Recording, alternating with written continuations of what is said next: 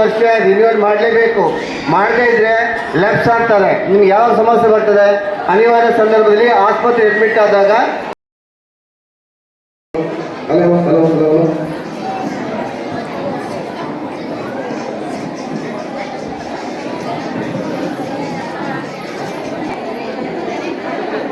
ಗಾಯನ ಅವ್ರು ಹೇಳೋದು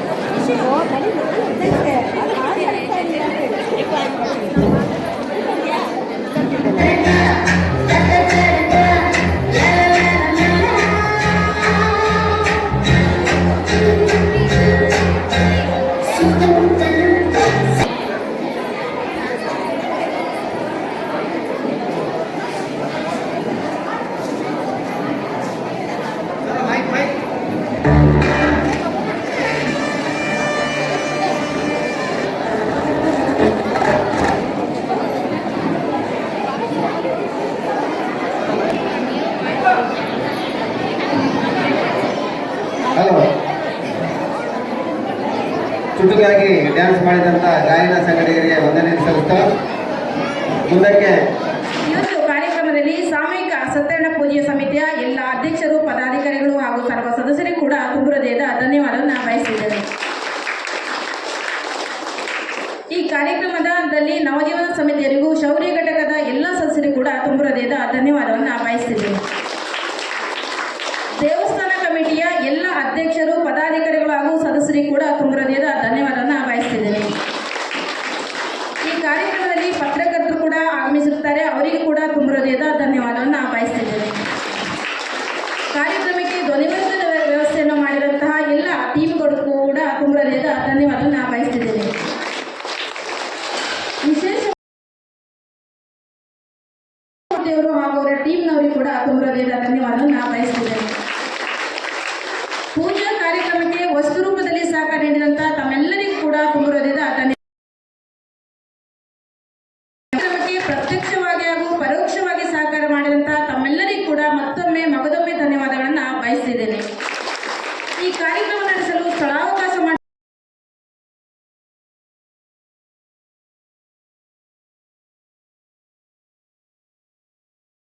ಪೂಜ್ಯ ಹೆಗ್ಗಡೆ ದಂಪತಿಗಳ ಶುಭಾಶಯವನ್ನು ಸಲ್ಲಲು ಬೇಡಿಕೊಂಡು ಈ ದಿನ ವಿಶೇಷವಾಗಿ ವಲಯ ಮಟ್ಟದ ಸಾಮೂಹಿಕ ಶ್ರೀ ಸತ್ಯನಾರಾಯಣ ಪೂಜೆ ಹಾಗೂ ಧಾರ್ಮಿಕ ಸಭಾ ಕಾರ್ಯಕ್ರಮವನ್ನು ಹಮ್ಮಿಕೊಂಡಿದ್ದು, ಈ ಒಂದು ಸಭೆಯ ಘನ ಅಧ್ಯಕ್ಷತೆಯನ್ನು ವಹಿಸಿರುವಂತಹ ಶ್ರೀ ಮಾಚ ರಾಮಮೂರ್ತಿ ಅಧ್ಯಕ್ಷರು, ಸಾಮೂಹಿಕ ಶ್ರೀ ಸತ್ಯನಾರಾಯಣ ಪೂಜಾ ಸಮಿತಿ ಹಾಗೂ ವಲಯದ ಒಕ್ಕೂಟದ ಅಧ್ಯಕ್ಷರು ಆಗಿರುವಂತಹ ಇವರಿಗೆ ಕ್ಷೇತ್ರದ ಪರವಾಗಿ ಹಾಗೂ ತಮ್ಮೆಲ್ಲರ ಪರವಾಗಿ ತುಂಬ ಹೃದಯದ ಧನ್ಯವಾದವನ್ನು ಬಯಸಿದ್ದೇನೆ.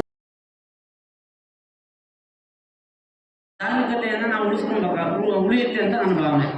ಅದೇ ರೀತಿ ಈ ಒಂದು ಕಾರ್ಯಕ್ರಮಕ್ಕೆ ಯಾವಾಗಲೂ ತಾಲೂಕು ಭಾಗದಲ್ಲಿ ಸಹಕಾರ ನೀಡುತ್ತಾ ಬಂದಿರುವಂಥ ಎಲ್ಲ ದಾನಿಗಳಿಗೆ ಹಾಗೂ ಎಲ್ಲ ಪ್ರಗತಿ ಬಂಧು ಮತ್ತು ಶ್ರೀಶಕ್ತಿ ಸಂಘದ ಪದಾಧಿಕಾರಿಗಳಿಗೆ, ಅಧ್ಯಕ್ಷರು ಮತ್ತು ಸ್ವಸಹಾಯ ಸಂಘದ ಸದಸ್ಯರಿಗೆ ಹೃದಯಪೂರ್ವಕ ಮತ್ತೊಮ್ಮೆ ಅಭಿನಂದನೆ ಹೇಳ್ತೇನೆ.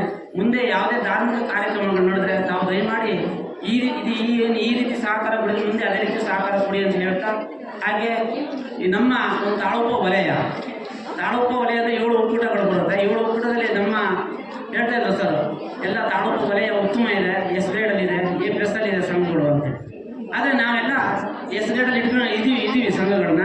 ಆದರೆ ಇನ್ನೂ ನಾವು ಚೆನ್ನಾಗಿ ನಡೆಸ್ಕೊಂಡು ಹೋಗಬೇಕು. ಉತ್ತಮ ರೀತಿಯಲ್ಲಿ ನಾವು ಪ್ರಗತಿ ನಿಧಿಯನ್ನು ಬಳಸ್ಕೊಳ್ಬೇಕಾಗತ್ತೆ. ಉತ್ತಮ ರೀತಿಯಲ್ಲಿ ನಮ್ಮ ಮಕ್ಕಳ ಭವಿಷ್ಯವನ್ನು ನಾವು ಪ್ರಗತಿ ನಿಧಿ ತಗೊಂಡು ಅಥವಾ ನಮ್ಮ ಜಮೀನು ತಗೊಂಡು ಉತ್ತಮ ರೀತಿಯಲ್ಲಿ ಅದನ್ನು ಬಳಸಿ ಅಭಿವೃದ್ಧಿ ಆಗಬೇಕಾಗತ್ತೆ. ಯಾಕೆ ಹೇಳ್ತೀನಿ ಅಂತ ಹೇಳಿದ್ರೆ ಮಾತು, ನಾವು ಬರೀ ಏನು ಪ್ರಗತಿ ನಿಧಿ ತಗೊಳ್ತೀವಿ, ಏನೋ ಅನಿವಾರ್ಯ ಇರುತ್ತೆ ಬಳಸ್ತೀವಿ ಅಂತಲ್ಲ. ಅದರಿಂದ ನಾವು ಫಲ ಪಡಿಬೇಕಂತ ಹೇಳಿದ್ರೆ ನಾವು ಯಾವುದಕ್ಕೆ ಹೇಳಿರ್ತೀವೋ ಅದನ್ನು ಅಲ್ಲಿಗೆ ನಾವು ಅಂದರೆ ಆ ಕೆಲಸಕ್ಕೆ ನಾವು ಉಪಯೋಗಿಸಿದಾಗ ಮಾತ್ರ ನಮಗೆ ಅದರಿಂದ ಫಲ ಬರುತ್ತದೆ. ಈ ಒಂದು ಕಾರ್ಯಕ್ರಮಕ್ಕೆ ಆಗಮಿಸಿರುವಂಥ ಎಲ್ಲ ನಮ್ಮ ಸ್ವಸಹಾಯ ಸಂಘ ಮತ್ತು ಶ್ರೀಶಕ್ತಿ ಸಂಘದ ಎಲ್ಲ ಪದಾಧಿಕಾರಿಗಳಿಗೆ ತುಂಬ ಹೃದಯ ಅಭಿನಂದನೆ ಹೇಳ್ತಾ, ಮುಂದೆ ಇದೇ ರೀತಿ ಕಾರ್ಯಕ್ರಮ ನಡೆದಾಗ ತಮ್ಮೆಲ್ಲರ ಸಹಕಾರ ಅಗತ್ಯ ಇರಲಿ ಅಂತ ಹೇಳ್ತಾ ನಾನು ಮಾತಾಡೋ ಅವಕಾಶ ಕೊಟ್ಟು ತಮ್ಮೆಲ್ಲರಿಗೂ ಮುಂದೆ ನಾನು ಮಾತನ್ನು ಮಾಡಬೇಕಿರುವ ಬಗ್ಗೆ ಮುಖ್ಯ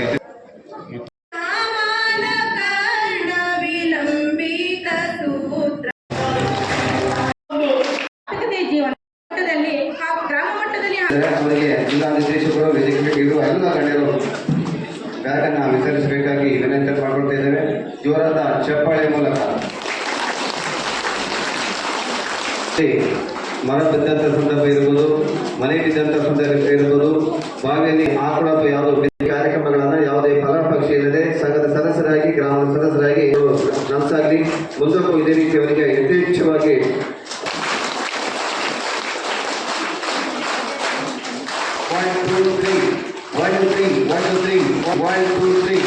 ಅವರು ಸ್ಟೇಜಿಂದ ಕೆಳಗೆ ಬರುವುದನ್ನು ಚಪ್ಪಾಳೆ ಹೊಡ್ತಾ ಇದ್ದಾರೆ.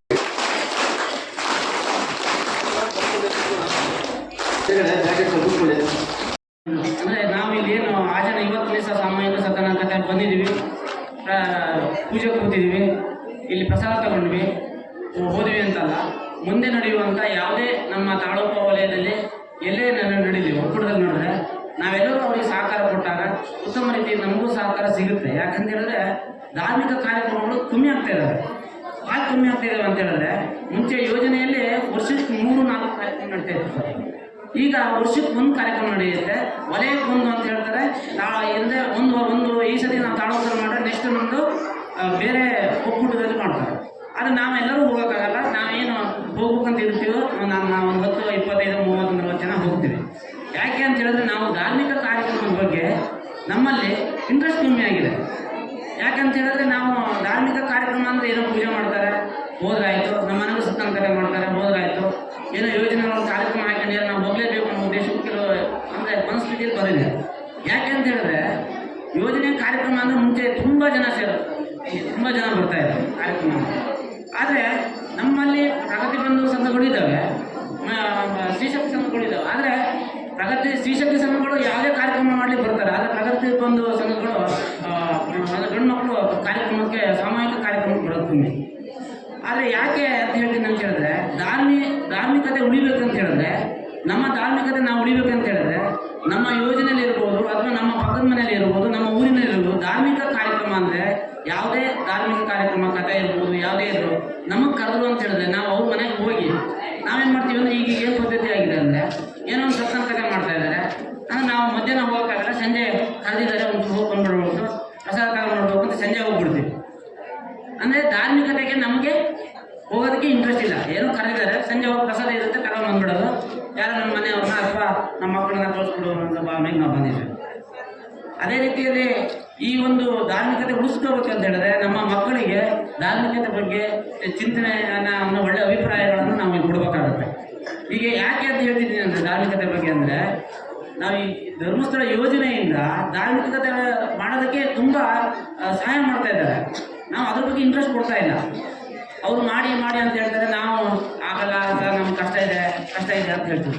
ಆದರೆ ನಮಗೆ ಈ ಸತಿ ನನಗೆ ಗೊತ್ತಿರೋ ಹಾಗೆ ಈ ಸತಿ ಧಾರ್ಮಿಕ ಕಾರ್ಯಕ್ರಮ ಅಳ್ಬೇಡ ಮಗ, ನಿನ್ನ ಅಮ್ಮನನ್ನು ಹುಡುಕಿ ಕೊಡ್ತೇನೆ ಬಾ ಅಂತೇಳಿ ಕರ್ಕೊಂಡು ಬರ್ತಾನೆ. ಕರ್ಕೊಂಡು ಬರುವಾಗ ಅವನಿಗೆ ಒಂದು ಬಲೂನ್ ಅಂಗಡಿ ಕಾಣ್ತದೆ. ಈ ಮಗು ಜೋರು ಅಳುವುದನ್ನು ಕಂಡು ಆ ಮಗುವಿಗೆ ಬಲೂನ್ ನಿಂತು ಎತ್ಕೊಡ್ತೀನಿ, ನೀನು ಅಳ್ಬೇಡ ಅಂತ ಹೇಳ್ತಾನೆ.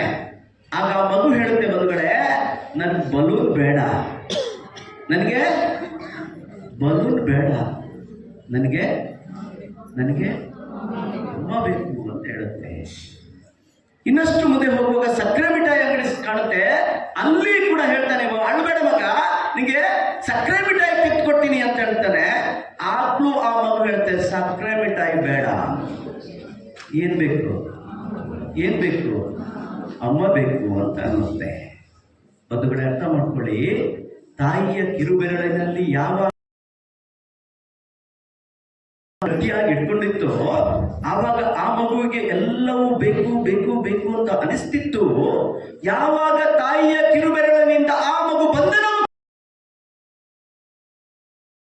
ಆಗ್ತದೆ ಅಂತ ಹೇಳುವುದನ್ನು ನಾವೆಲ್ಲರೂ ಅರ್ಥ ಮಾಡ್ಕೊಳ್ಬೇಕು ಬಂಧುಗಳೇ. ದೇವರು ಕೂಡ ಹಾಗೇನೆ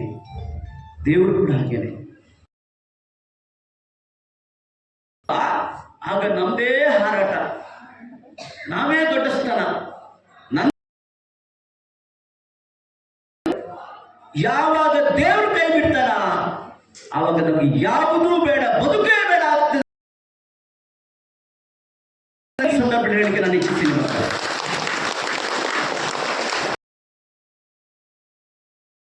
ಜೀವನ ಪಾಠಗಳು ಇವತ್ತು ಮರೆತಿದ್ದೀವಿ, ಮರೆತಿದ್ದೀವಿ. ಪ್ರತಿ ಮನೆಯಲ್ಲಿ ತಾಳದ ಶಬ್ದಗಳು ಕೇಳ್ತಿತ್ತು, ಇವತ್ತು ತಾಳದ ರೀಲ್ಸ್ ತಾಳ ಹೋಗಿದೆ. ಈ ರೀಲ್ಸಿನ ಹುಚ್ಚಿಗೆ ಬಿದ್ದು ಮಕ್ಕಳ ಜೀವನ ಪಾಠಗಳು ಕುಸಿತ ಆಗ್ತಿದೆ. ಮಕ್ಕಳು ಒಂದು ಕಾಲದಲ್ಲಿ ಎಲ್ಲಾ ಅಡಿಗೆಗಳಿರ್ಬೋದು, ಎಲ್ಲಾ ಸಂಸ್ಕಾರಗಳನ್ನು ಕಲಿಯುವಂತ ಪಾಠಶಾಲೆಯೇ ಅದು ಮನೆಯಾಗಿತ್ತು. ಅಜ್ಜ ಅಜ್ಜಿಯೊಟ್ಟಿಗೆ ಬೆಳೆದ ಮಕ್ಕಳಿದ್ದಾರಲ್ಲ, ಅಜ್ಜಿಯ ಅಡುಗೆ ಶಾಸ್ತ್ರವನ್ನು ನೋಡಿ ಕಲ್ತಂತ ಮೊಮ್ಮಕ್ಕಳು ಅಡುಗೆ ಮಾಡ್ತಿದ್ರು. ಅಜ್ಜಿಯ ಪ್ರೀತಿಯ ಬೆರಳಿನ ಪೆಟ್ಟು ಇದೆಯಲ್ಲ, ಅದು ಪೆಟ್ಟಲ್ಲ, ಅದು ದಾರಿ ತಪ್ಪದಾಗಿ ಮಾಡ್ತಿದ್ದಂತಹ ಒಂದು ಸಾಧನ ಅಂತ ಹೇಳಲು ನಾವೆಲ್ಲರೂ ಅರ್ಥ ಮಾಡ್ಕೊಳ್ಬೇಕು ಮಕ್ಕಳೇ. ಯಾವಾಗ ಅಜ್ಜಿಯನ್ನು, ಅಜ್ಜನನ್ನು, ಮಾವನನ್ನು ಆವಾಗ ಶುರು ಆಗಿದೆ. ನೀವು ಎಲ್ಲಿಯೂ ಸಿಗದಂತಹ ಮಕ್ಕಳಿಗೆ ಸಿಗುವಂತಹ ಪಾಠ ಇದೆಯಲ್ಲ, ಅದು ಕೊಡುವಂಥದ್ದು ಹಿರಿಯರಿಂದ ಮಾತ್ರ ಸಾಧ್ಯ. ಇದನ್ನು ನಾವೆಲ್ಲರೂ ಅರ್ಥ ಮಾಡ್ಕೊಳ್ಬೇಕು. ಹಿರಿಯರು ನಮಗೆ ಸೊತ್ತಾಗಬೇಕೇ ಹೊರತು ಅವರು ನಮ್ಮ ಸೊತ್ತಲ್ಲ ಅಂತ ದಯವಿಟ್ಟು ನಾವೆಲ್ಲರೂ ಅರ್ಥ ಮಾಡ್ಕೊಳ್ಬೇಕು. ನೀವು ಎಷ್ಟೇ ನೀವು ಫೀಸ್ ಕಟ್ಟಿ ಡೊನೇಷನ್ ಕೊಟ್ಟು ಅಲ್ಲಿ ಕೊಡುವ ಸಂಸ್ಕಾರ ಅಲ್ಲ ಬಂಧುಗಳೇ. ನಿಮ್ಮ ಅಜ್ಜ ಅಜ್ಜಿ ಕೊಡುವಂತ ಸಂಸ್ಕಾರ ಇದು ಮಕ್ಕಳಿಗೆ ಇರುವಂತ ದೊಡ್ಡ ಸಂಸ್ಕಾರ. ಇದಕ್ಕೆ ಫೀಸ್ ಇಲ್ಲದಿದ್ರು ಇದು ಫೀಸ್ ಕಟ್ಟದಂತ ಸಂಸ್ಕಾರ ಅಂತ ಹೇಳೋದು ನಾವೆಲ್ಲರೂ ಅರ್ಥ ಮಾಡ್ಕೊಳ್ಬೇಕು. ಈ ನಿಟ್ಟಿನಲ್ಲಿ ದಯವಿಟ್ಟು ಅರ್ಥ ಮಾಡ್ಕೊಳ್ಳಿ. ಸ್ವಲ್ಪ ಅತ್ತೆ ಮಾವ ಕಿರಿಕಿರಿ ಅಂತ ಅನಿಸಿದರೂ ಕೂಡ ನಮ್ಮ ಮಕ್ಕಳ ಭವಿಷ್ಯದ ದೃಷ್ಟಿಯಲ್ಲಿ ಅವರಿಗೆ ಗೌರವವನ್ನು ಕೊಡುವಂತ ಅಗತ್ಯತೆ ಈ ಇಂದಿನ ಸಮಾಜದಲ್ಲಿ ಇದೆ ಅಂತ ಹೇಳೋದನ್ನ ನಾವೆಲ್ಲ ಆದ್ಮೇಲೆ ಈ ಧಾರ್ಮಿಕತೆಯ ಬಗ್ಗೆ ಮಾತಾಡ್ತಾ ಹೋದ್ರೆ ಬಹಳಷ್ಟು ವಿಚಾರಗಳು ಬರ್ತಾವೆ. ನಾನು ಇದನ್ನು ಕಡಿಮೆ ಮಾಡ್ತೇನೆ. ವೀಣಕ್ಕನವರು ನಮಗೆ ಧಾರ್ಮಿಕ ಉಪನ್ಯಾಸಕರಲ್ಲೇ ಇದ್ದಾರೆ, ಅವರು ಧಾರ್ಮಿಕ ಉಪನ್ಯಾಸವನ್ನು ಕೊಡ್ಲಿಕ್ಕಿದ್ದಾರೆ. ನಾನು ಸ್ವಲ್ಪ ಸ್ವಸಹಾಯ ಸಂಘದವರ ಹತ್ರ ಬಗ್ಗೆ ಮಾತಾಡ್ಲಿಕ್ಕಿದ್ದೀನಿ. ಸ್ವಸಹಾಯ ಸಂಘದವರ ಹತ್ರ ಮಾತಾಡ್ಬೇಕಾಗಿದೆ. ಯಾಕೆ ಮಾತಾಡ್ತಿದ್ದೀನಿ ಅಂತ ಹೇಳಿದ್ರೆ ಬಂಧುಗಳೇ, ನೀವೆಲ್ಲರೂ ಅರ್ಥ ಮಾಡ್ಕೊಳ್ಳಿ. ತಾಳಗೊಪ್ಪ ಅಂತ ಹೇಳುವಂತಹ ಒಂದು ಏರಿಯಾದಲ್ಲಿ ಸುಮಾರು 282 ಸಂಘಗಳಿದೆ. 282 ಸಂಘಗಳು, 2000ಕ್ಕೂ ಮಿಕ್ಕಿದ ಸದಸ್ಯರು ಈ ಭಾಗದಲ್ಲಿ ಧರ್ಮಸ್ಥಳ ಗ್ರಾಮಾಧ್ಯಕ್ಷ. ನಾವು ಸಿದ್ದಾಪುರಕ್ಕೆ ಇದನ್ನು ನಾವು ತಗೊಂಡಿದ್ದೇವೆ ಹೊರತು ಇದು ಸಾಗರ ತಾಲೂಕಿನ ಭಾಗ ಅಂತ ಹೇಳಿದ್ರೆ ನಾನು ತಿಳ್ಕೊಂಡಿದ್ದೀನಿ. ಈ ಭಾಗದಲ್ಲಿ ನಮ್ಗೆ ಹೆಮ್ಮೆ ಯಾಕೆ ಅಂತ ಹೇಳಿದ್ರೆ, ಕಳೆದ ನಾವು ಒಂದು 20 ವರ್ಷಗಳಿಂದ ಇಲ್ಲಿಯ ಯೋಜನೆಯನ್ನು ಗಮನಿಸಿದ್ದೀವಿ, ಇಲ್ಲಿಯ ದಾಖಲಾತಿಗಳನ್ನು ಗಮನಿಸಿದ್ದೀವಿ, ಇಲ್ಲಿಯ ಜನರ ಮನಸ್ಥಿತಿಯನ್ನು ಗಮನಿಸಿದ್ದೀವಿ ಬಂಧುಗಳೇ. ನಮ್ಗೆ ದೊಡ್ಡ ಹೆಮ್ಮೆ ಯಾಕೆ ಅಂತ ಹೇಳಿದ್ರೆ, ತಾಳಗೊಪ್ಪದ ತಾವೆಲ್ಲರೂ ಕೂಡ ಧರ್ಮಸ್ಥಳ ಗ್ರಾಮಾಭಿವೃದ್ಧಿ ಯೋಜನೆಯ ಸ್ವಸಹಾಯ ಸಂಘಗಳನ್ನು ಕಟ್ಟಿಕೊಳ್ಳುವುದರ ಮುಖೇನ, ಬದುಕು ಕಟ್ಟಿಕೊಳ್ಳುವುದರ ಮುಖೇನ ನೀವು ಗ್ರಾಮಾಭಿವೃದ್ಧಿ ಯೋಜನೆಯ ಸ್ವಸಹಾಯ ಸಂಘಗಳನ್ನು